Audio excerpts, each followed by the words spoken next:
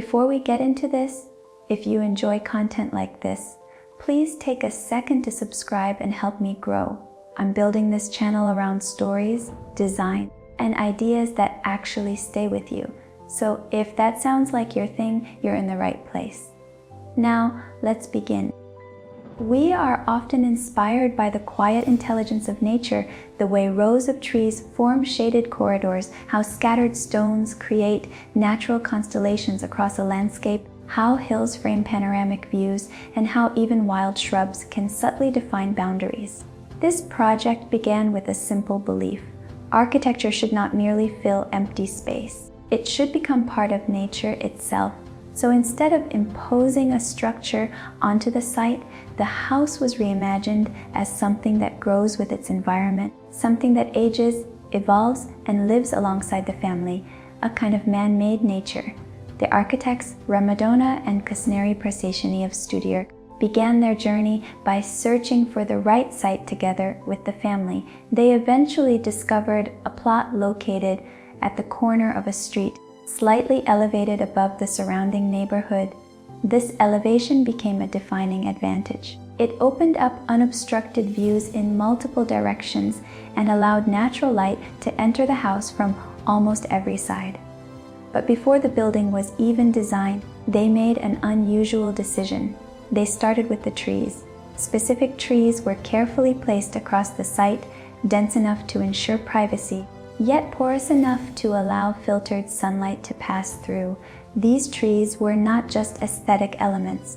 They became a key part of the house's passive cooling strategy, allowing natural ventilation to flow across different spaces.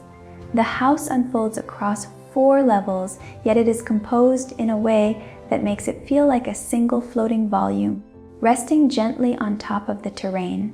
The main entrance is placed on the 2nd floor. As visitors arrive, they are welcomed not by a door, but by an experience. A long stretch of fish pond, a soft water fountain, and the calming presence of a frangipani tree. It feels less like entering a house and more like walking through a park. Inside, the living room sits behind a bold, exposed concrete wall, a raw and grounded element that contrasts with the openness beyond. The fish pond extends from this space, visually and physically connecting the interior to the outside. It becomes a shared experience, visible from the living areas, the terrace, and even from where guests wait. The spatial arrangement is fluid and interconnected. The kitchen, dining, and living areas are not isolated rooms, but part of a continuous social environment. At the center of it all is the kitchen, the true heart of the home, a place where conversations happen naturally while meals are prepared, and where the island transforms into a gathering point, almost like a buffet during social events. The dining space is positioned strategically, framed by 3 distinct views. Each opening connects to a different experience. One leads directly to the terrace, another overlooks the pool below, and together they allow the space to expand effortlessly during gatherings. Although these common areas are located on the 2nd floor, they are designed to feel like ground level. Planter boxes filled with shrubs line the edges, blurring the boundary between built and natural, while also maintaining privacy. Below, a flexible hall connects the front yard and backyard. This space adapts, functioning as a garage, a gym, or even an indoor gathering area when needed. Here, nature actively participates in shaping comfort. Cool air generated by surrounding trees, plants, and the pool flows into the space, rises through the stair core like a chimney, and ventilates the entire house. The pool itself has an interesting story. It was not part of the original plan. During construction, the family acquired additional land behind the house. Instead of filling the level difference, the architects used leftover earth to shape the terrain, creating a raised pool platform connected by a bridge. This approach reduced construction costs and created a more dynamic spatial experience. Adjacent to it, a large timber deck steps down like an amphitheater, a space designed for gatherings, relaxation, and shared moments. Together with the lush tropical backyard, this becomes a hidden retreat, a private world within the house. One of the most striking features is the staircase. Constructed with perforated metal and suspended elements, it acts like a vertical breathing system. Air and light move through it freely, creating a continuous flow across all levels. As people move along the stairs, their footsteps echo softly while sunlight filters through the perforations, casting ever-changing shadows.